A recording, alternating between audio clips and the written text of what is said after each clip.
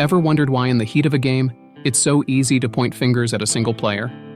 Why is it that when things go south, we instinctively look for a scapegoat? Team games were meant to be enjoyed as a testament to the power of collaboration and unity. But within these group dynamics lies the toxic phenomenon of scapegoating.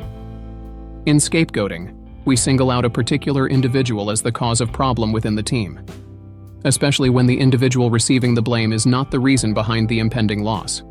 In single-player games, gamers usually blame hard mechanics, glitches, or overpowered opponents as the reason for their failures.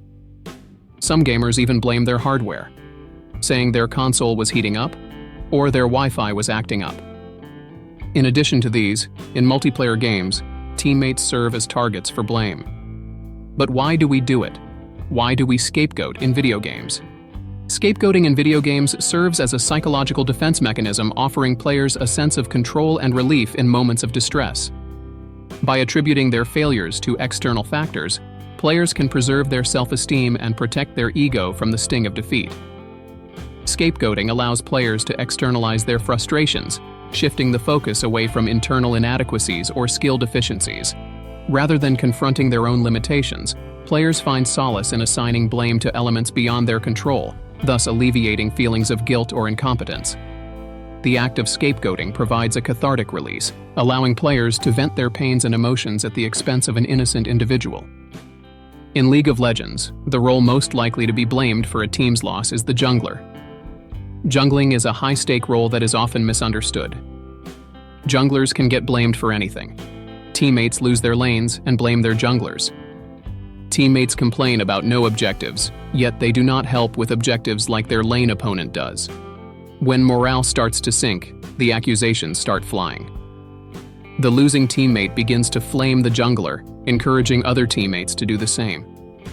Someone must take the blame for our losses so we can feel good, even when it wasn't their fault. I am so good at this game, and the jungler ruined it, they said. Yes, the game was fun until we began to lose. But is the jungler solely responsible for the team's performance?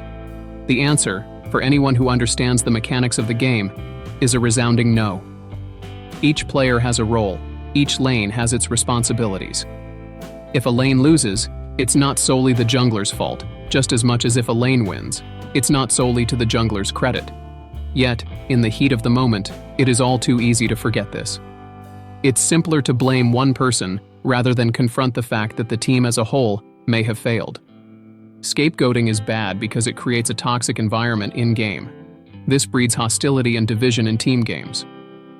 A game we played to have fun had turned out to be doing more harm than good. This toxic behavior not only eludes the enjoyment of gaming experiences, but it also contributes to an environment filled with negativity, exclusion, and aggression. Scapegoating is bad because an innocent person gets to take the blame. Placing the blame on the wrong person can have varying outcomes. For some, they easily brush it off and laugh about it, while for some, it does impact their mental health. Such players begin to have feelings of inadequacy, self-doubt, low self-worth, and alienation after they have been scapegoated. Scapegoating is bad because it makes matters worse. Scapegoating an individual does not suddenly turn the tides in our favor. Rather, it breaks down the team even further and destroys the little hope that was left to salvage. Because scapegoating is largely an unconscious coping mechanism, it can be difficult to acknowledge and get checked. But conscious efforts can be employed to identify scapegoating and get it addressed. Maybe it wasn't their fault. Maybe it was ours. Maybe it wasn't anyone's fault to begin with. I mean, a team must lose, right? Focusing on improving what we can change, such as improving our skill sets, improving communication skills, can be a better alternative to complaining. Gamers can also explore other methods of venting their anger or better methods of coping with loss, such as using breathing techniques.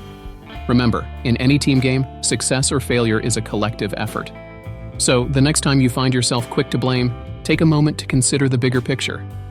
Because at the end of the day, it is not about who is to blame. It's about how we can improve as a team and how can I be a better teammate.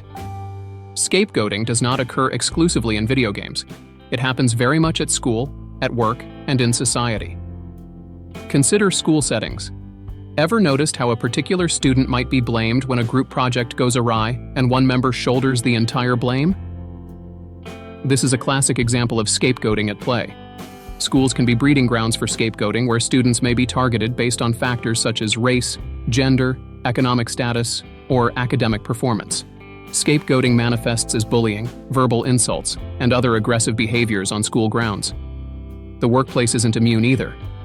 When a project fails or a company underperforms, it's not uncommon for a single person or a specific department to be singled out as the fall guy. This deflects blame from others who may also share responsibility for the mishap. On a societal level, scapegoating takes on even larger proportions. We often witness entire groups, such as immigrants or minorities, being blamed for complex economic or societal issues. These instances not only illustrate the ubiquity of scapegoating, but also its potential to cause significant harm. Let's look at some instances of scapegoating. You wish to confess? I saved you. I saved this city and all your worthless lives. I should have let Stannis kill you all. Tyrion!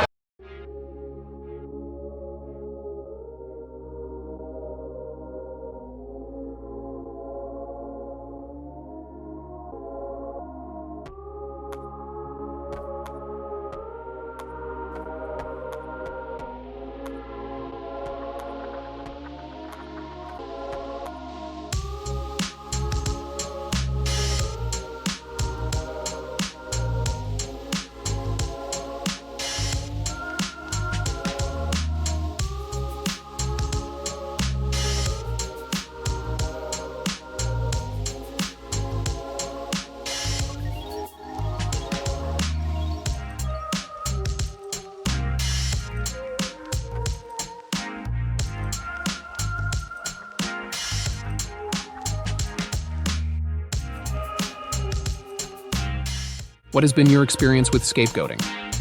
Let us know in the comments. Like this video and subscribe to the channel for more contents like these. Thank you for watching.